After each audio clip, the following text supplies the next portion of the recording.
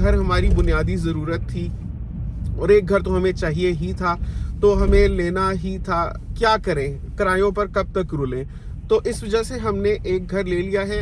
इतने महंगे हैं घर, कहाँ ही आपके पास इतना पैसा होगा कि एक डिसेंट साइज घर आपका $7 लाख से कम में तो नहीं आता। GTA एरिया की भी बात करें, अल्बर्टा में आपको थोड़ा सा सस्ता मिल जाएगा, वहां पर भी काफी बढ़ गई हैं प्राइसेस।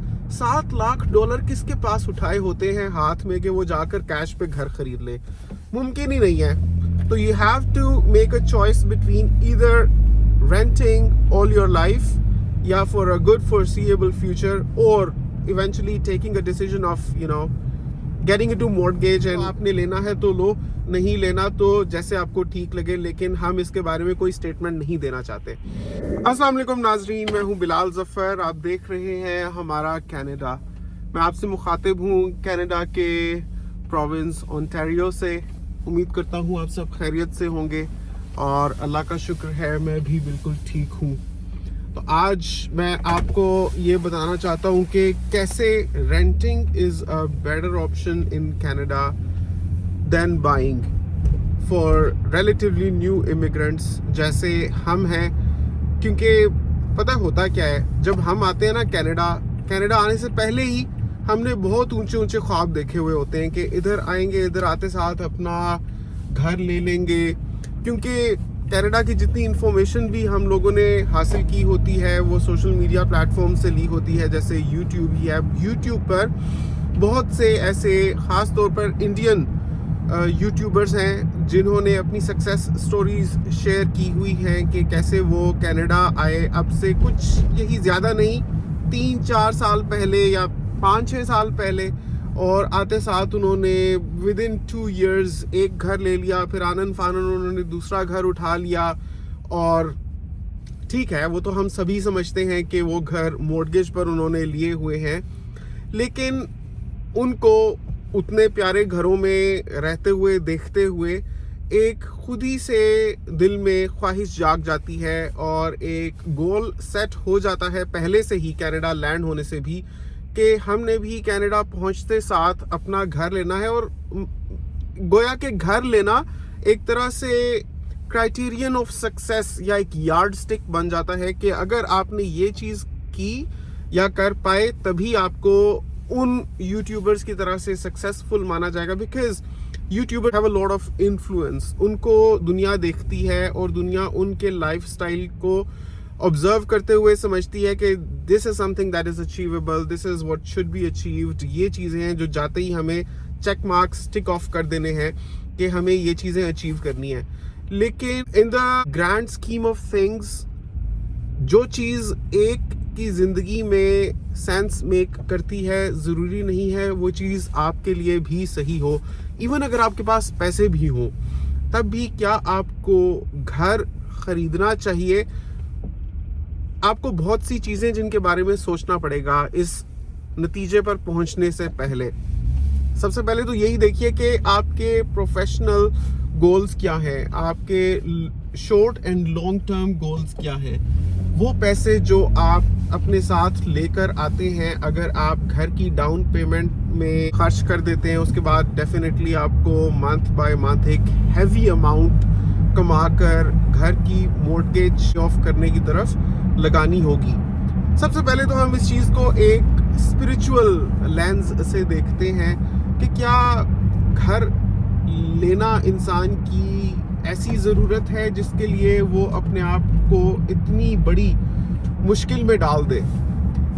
तो आप देखें कि इंसान की ज़िंदगी है ऑन एवरेज 70 years आप लगा लें।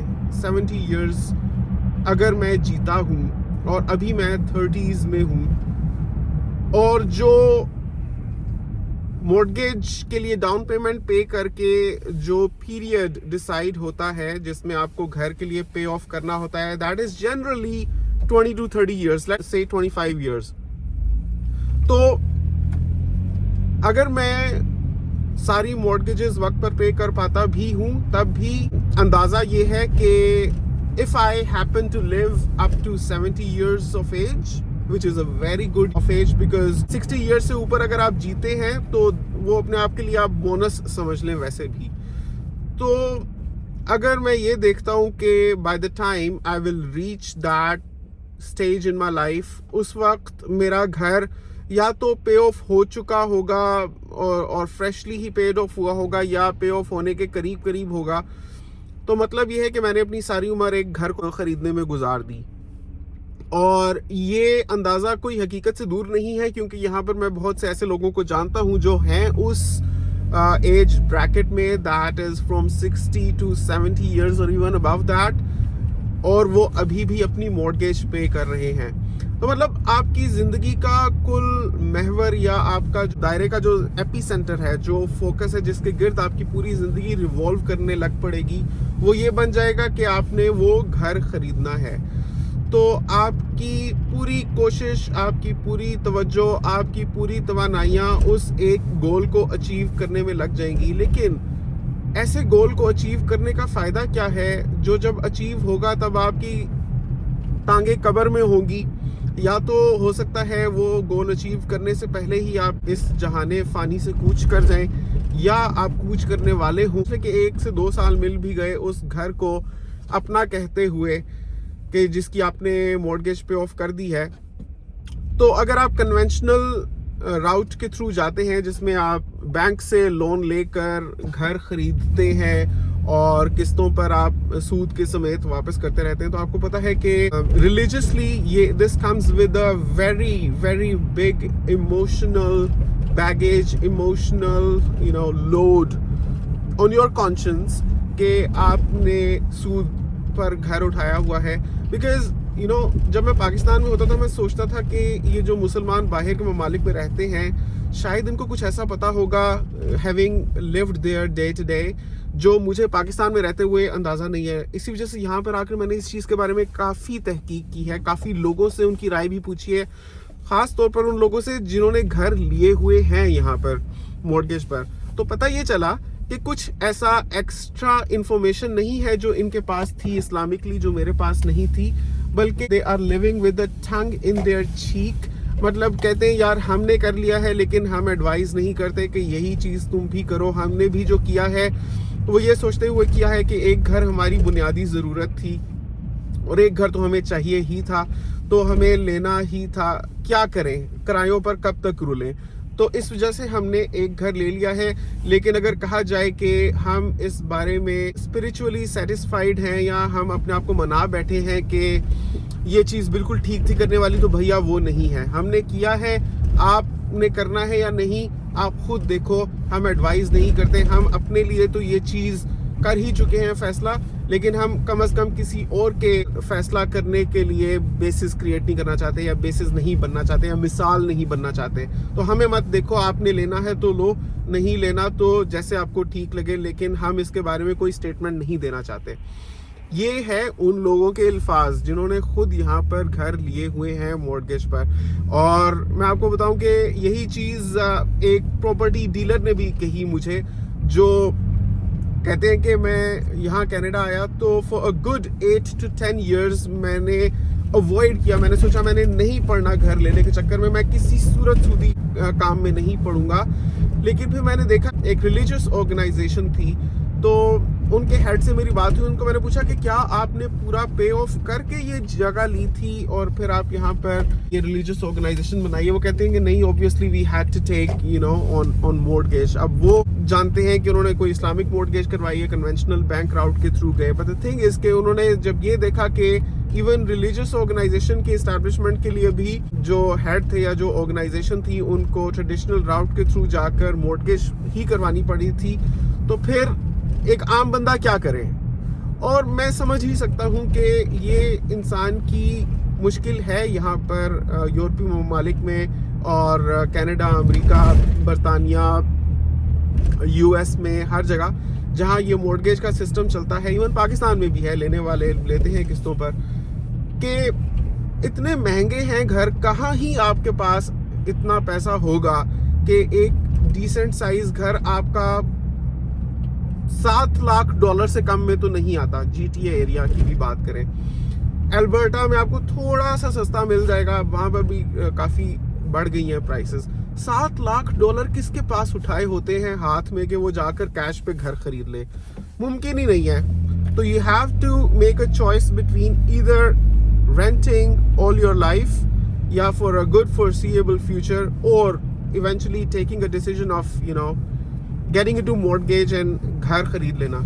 लेकिन इस रिलीजियस लेंस में तो पढ़ने से मतलब इसके जरिए इस चीज को देखने से तो आपके, जैसे मैंने आपको बताया, you always have your tongue in your cheek, और आप कभी भी हतमी राय नहीं दे सकते कि आपने सही काम किया है। वो अल्लाह ताला के ऊपर है कि आपको बख्श देगा आपकी ज़रूरत को समझते हुए या वक्त और हालात को देखते हुए, या वो आपसे बास पुरस करेगा इस बात की। बहरहाल सूद बहुत बड़ा गुनाह है, उससे कोई भी दो राय नहीं है। दूसरी ये चीज़, अगर आप इसको रिलीजियस पर्सपेक्टिव से नहीं भी देखते, अगर आप इसको हकीकी नज़र से देखते हैं, जैसे मैंने आपको कहा कि by the time your home is going to be paid off, आपकी टांगे कब्र में हैं, तो फिर यार मुझे लगता है कि सारी ज़िंदगी इसलिए गुजार देना कि एक घर पे ऑफ हो जाए और उसी को अपनी ज़िंदगी का कुल हदफ बना लेना, कुल गोल बना लेना, मुझे वो इतना ठीक नहीं लगता।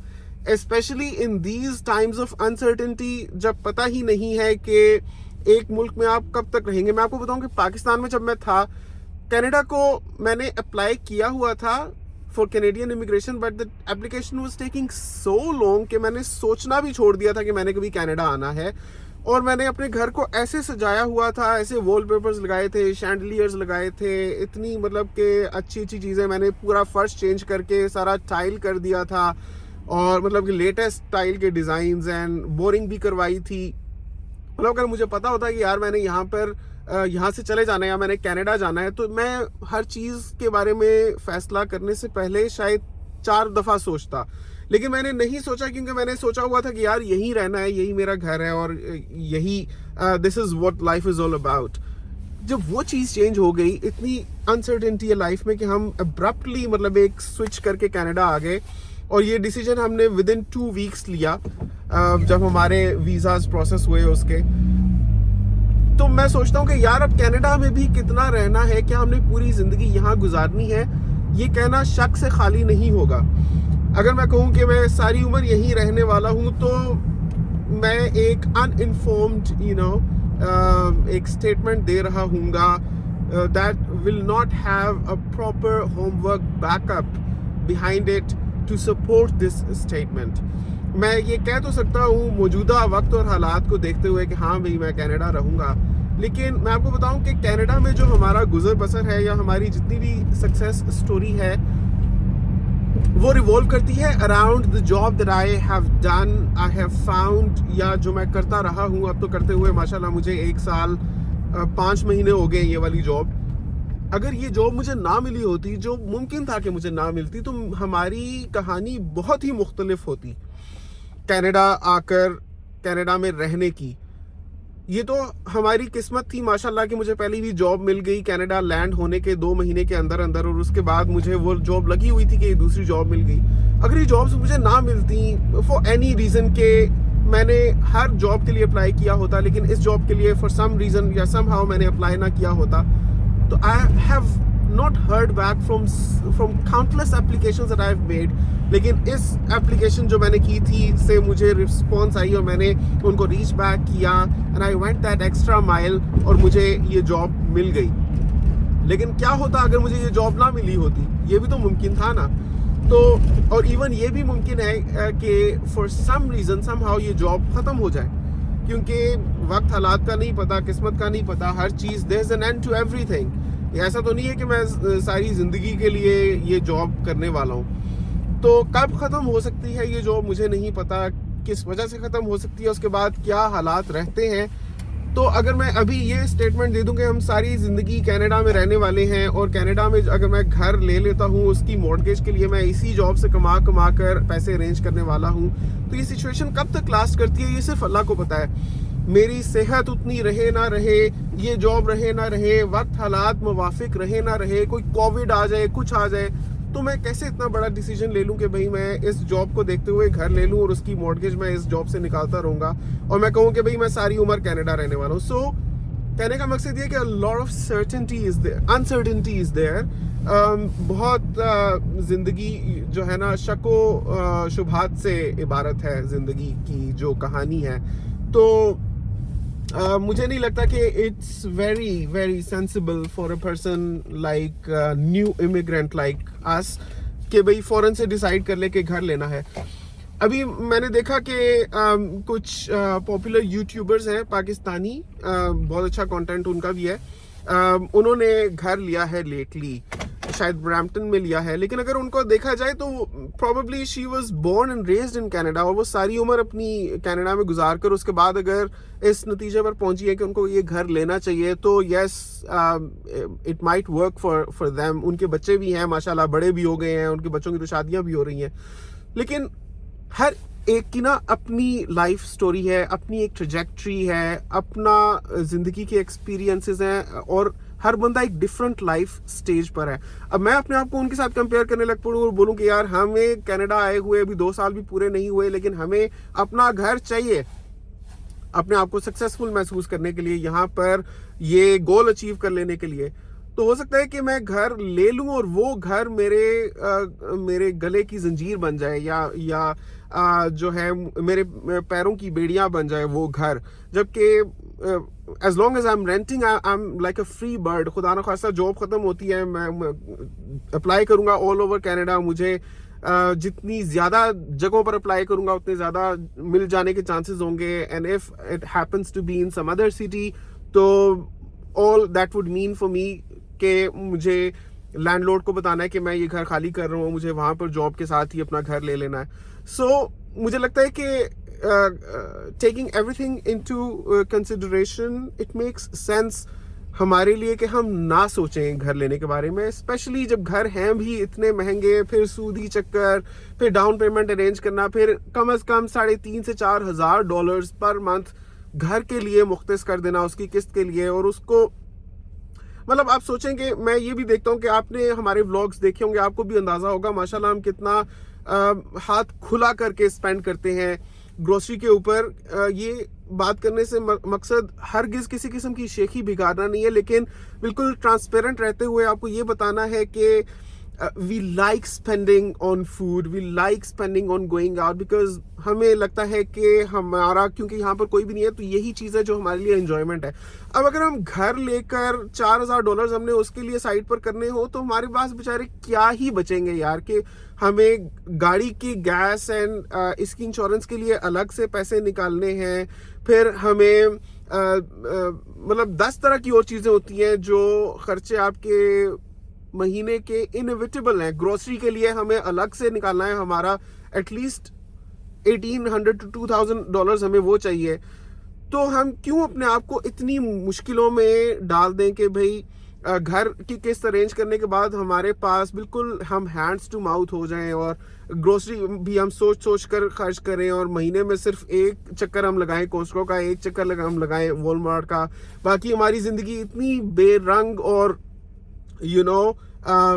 बेरौनक हो जाए कि हम बस अपने घर में सिमटे बैठे रहेंगे, बाहर निकलेंगे तो खर्च करने का दिल करेगा, और फिर उस वक्त जब हम खर्च कर नहीं सकेंगे तो और ज़्यादा डिप्राइव्ड महसूस होगा। तो हमें नहीं लगता कि at least in the current situation and scenario and the job situation and everything, हमारे लिए ये राइट चॉइस होगी कि हम घर जैसी झंझट में पड़े। जब इंशाल्लाह सिटीजनशिप मिल जाएगी उसके बाद देखूंगा मैं, हो सकता है कनाडा रहूं, हो सकता है कहीं और मूव कर जाऊं, हो सकता है पाकिस्तान वापस, या मिडिल ईस्ट, या स्काई इज द लिमिट। तो मैं अपने आप को बाउंड नहीं कर लेना चाहता। ये वजह है, ये वजूहात है कि हमने अभी तक माशाल्लाह यहाँ पर घर नहीं लिया। Religious reason, spiritual reason, analytical reason, job situation, or uncertainty with respect to where we see ourselves 5 years from now. आप भी मेरे व्लॉग्स देखते होंगे डे टू डे, आप लोग क्या समझते हैं? आपके ख्याल में हमें घर लेना चाहिए या घर नहीं लेकर हमने ठीक फैसला किया है? नीचे कमेंट्स में अपनी राय का इजहार ज़रूर कीजिएगा, और आपके कमेंट्स बहुत वैल्यूबल हैं, हमारे लिए बहुत मायने रखते हैं, और बहुत सी चीज़ें हैं जो हम आपकी कमेंट्स से गाइडेंस लेते हुए फैसले करते हैं अपनी ज़िंदगी में, आपको महसूस हो ना हो, लेकिन जब आप सही राय देते हैं, सही गाइड करते हैं, तो इंशाल्लाह आपको भी उसका अजर पहुंचेगा। तो नीचे कमेंट्स में अपनी राय का इजहार ज़रूर कीजिएगा कि आपके ख्याल में हमें घर लेने के बारे में कनाडा में सोचना चाहिए या we should give up this thought like pretty much we have been doing so फार।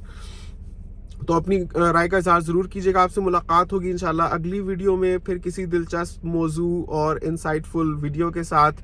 अगली दफ़ा तक के लिए अल्लाह हाफ़िज़।